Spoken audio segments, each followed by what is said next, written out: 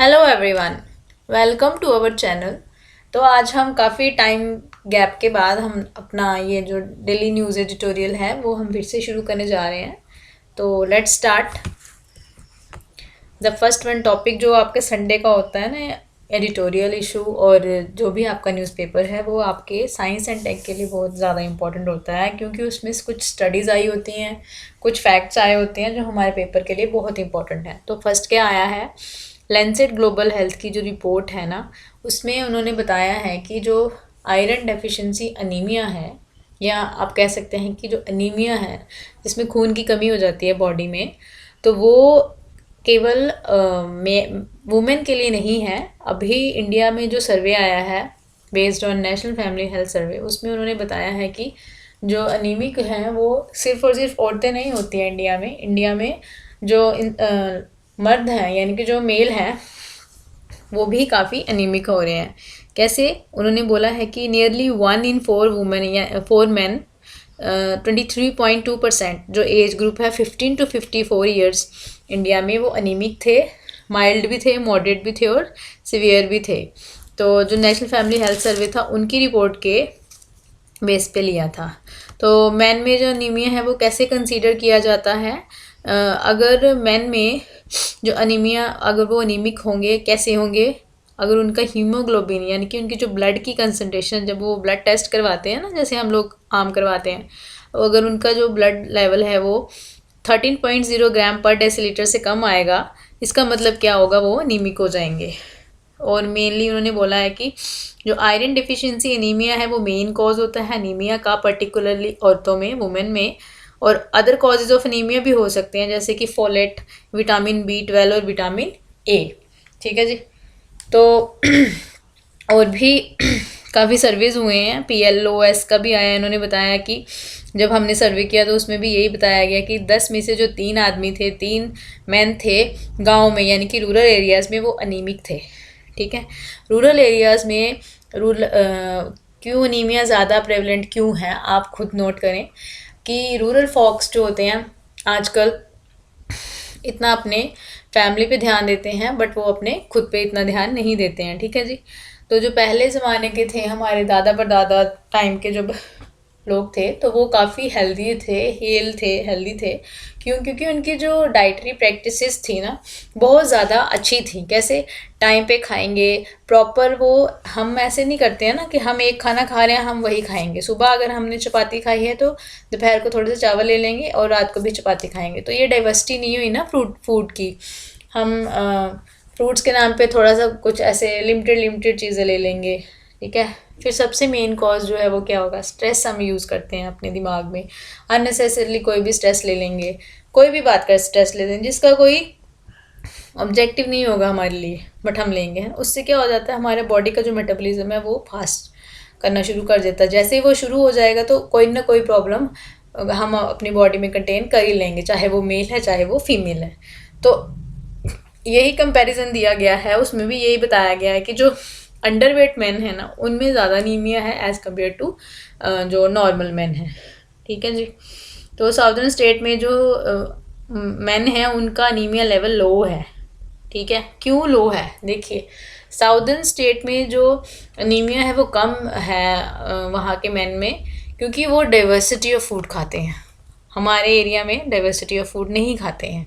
कैसे, वो डोसा खाएंगे, इडली खाएंगे, तो कुछ ना कुछ फोर्टिफिकेशन आ रही है उनकी राइस में, है ना, कुछ राइस में आ रहे हैं। कभी वो डोसा, वो इडली खाएंगे, देन वो और क्या खाते हैं वो कुछ सांबर और कोई दाल खा लेंगे। ठीक है, बड़ा पाव एक्सेट्रा, जितनी भी अलग अलग चीज़ें हैं वो उनकी ना जो उनकी दालें होती हैं ना, मिलेट्स होगी, उसकी बनी होती हैं वो चीज़ें। हम लोग वो चीज़ें खाते नहीं हैं। कितने ही हम अपने खुद के घर में देख लें, कितने ही लोग दालें खाएंगे।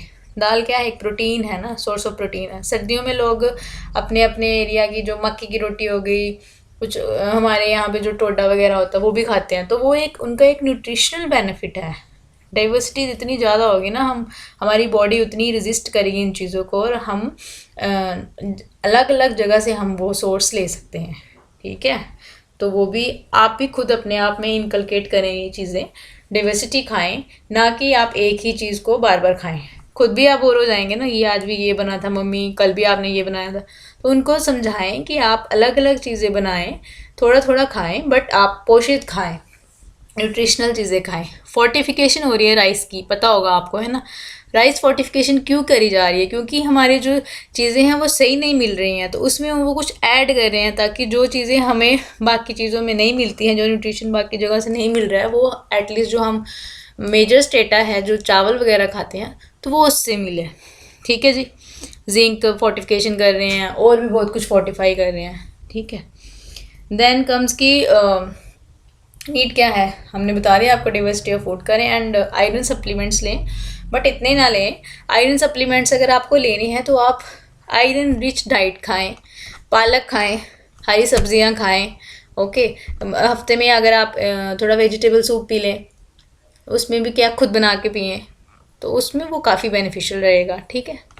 तो that's all given in your this topic of science in newspaper.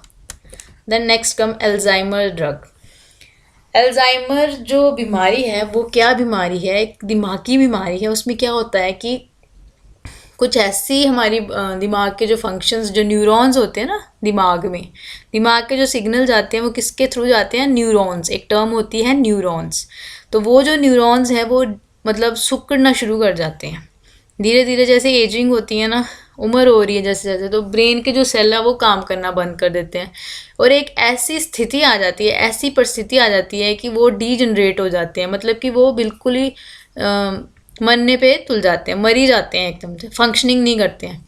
जब कोई चीज़ फंक्शन नहीं करेगी, उसमें स्टिमुलस नहीं आएगा, तो बॉडी में हमारे बॉडी की एक्टिविटीज़, हमारे सोचने की शक्ति सब खत्म हो जाएगी। ठीक है। इवन कि आपकी जजमेंट भी नहीं होगी। आपने देखा होगा ना, कभी कभी अपने घर में देख लीजिए या कहीं और भी देख लीजिए, टीवी में देख लें, कहीं भी वीडियोस वगैरह कहीं भी देख लें आप, जितने एज्ड लोग होंगे उनकी इतनी डिसीजन मेकिंग कैपेसिटी बहुत कम हो जाती है। कोई लेडी अगर सड़क पार कर रही है तो उनको पता नहीं चलेगा वो भाग के करेंगी, है ना। कुछ जो औरतें होती हैं जब बहुत ज़्यादा एज्ड हो जाएंगी या तो उनको पता नहीं चलता मैं कहाँ आई थी, या कभी ऐसा होता है बात भूल जाते हैं, है ना। तो वो एक साइन है, सिम्टम है कि you should take care of your health. ठीक है। इसके लिए कौन सी ड्रग नई उन्होंने शुरू की है? ये इरिवर्सिबल डिजीज़ है, ऑटो इम्यून समझ लीजिए आप। ठीक है जी। ये वाली बीमारी अल्जाइमर, इसका एक बार अगर ब्रेन के सेल ही डिजनरेट हो गए तो रीजनरेट कैसे होंगे? ठीक है जी। बट ये है कि उसको लाइफ को प्रोलॉन्ग करने के लिए नई नई रिसर्चेज आ रही हैं।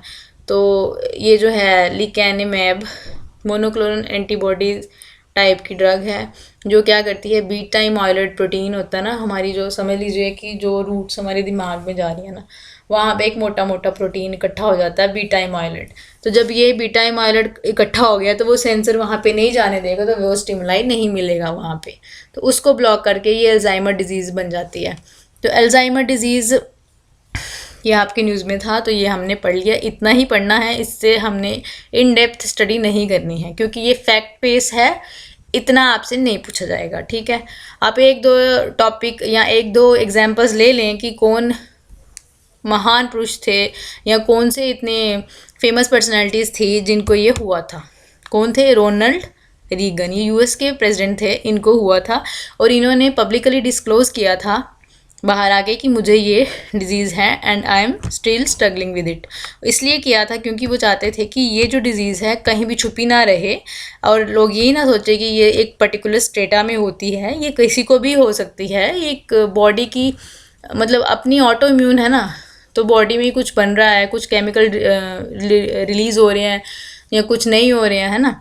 तो वो चीज़ उन्होंने बताई थी कि ताकि लोगों को जागृत हो, लोगों को पता चले कि ऐसी भी कोई बीमारी होती है। ठीक है। Okay. Then comes last part of video is tidbits और फैक्ट्स।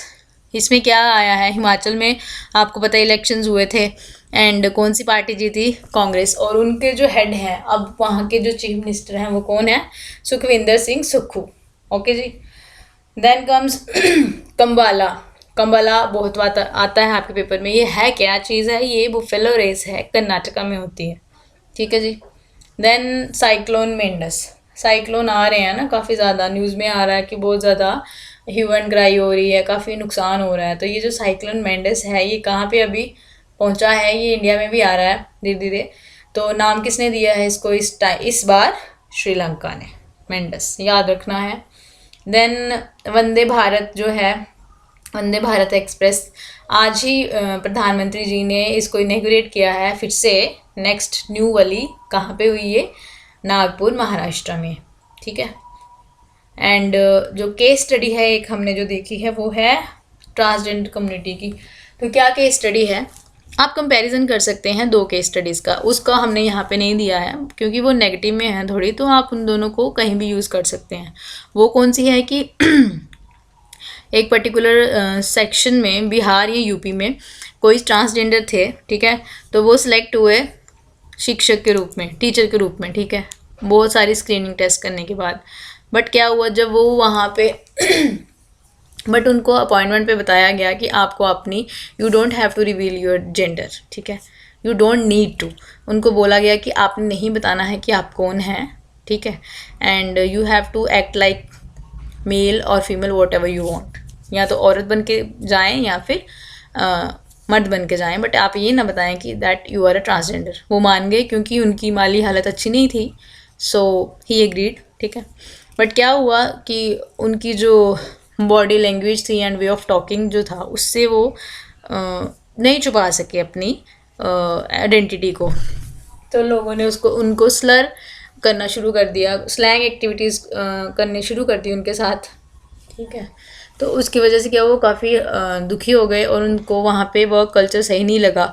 तो जो उनकी अथॉरिटीज़ थी, हेड थी, जो प्रिंसिपल थी, उन्होंने उनको बोला कि आप इस्तीफ़ा दे दीजिए, ठीक है। एक तो आ गया ये नेगेटिव में, क्योंकि ये पार्ट ऑफ सोल्यूशन नहीं ना बना, ये बता रहा है कि हमारी जो ऑन गोइंग सोसाइटी है प्लस जो फ्यूचर वाली सोसाइटी है, जो फ्यूचर जनरेशन है, वो कहाँ आ रही है, कहाँ जा रही है, and what actually they are doing, ठीक है, and what they are seeking, ठीक है। ये एक वो एग्जांपल, और दूसरी जो है वो प्राइड वाली एग्जांपल है जो दिल्ली में इलेक्शन हुए थे म्यूनिसिपल कॉरपोरेशन के। उसमें क्या हुआ है, जो फर्स्ट ट्रांसजेंडर कम्युनिटी के, बॉबी नाम दिया है उनको, मैम को, तो वो जीत गए हैं, वहाँ पे इलेक्टेड हुए हैं, ठीक है। एक साइड पे क्या हो रहा है, ट्रांसजेंडर जो है वो मेन प्रोविंस में आने की कोशिश कर रहे हैं, मेन स्ट्रीम में आने की कोशिश कर रहे हैं ताकि वो अपनी कम्युनिटी को बढ़ावा दे दें, और दूसरी तरफ अगर वो आ भी जाते हैं तो उनको हमारी ही सोसाइटी जो है वो तूल नहीं देती है, वो इक्वल नहीं होने देती है।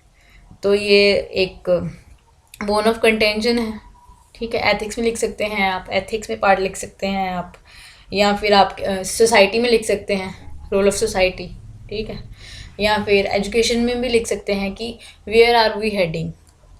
Okay, so that's all for today, thank you.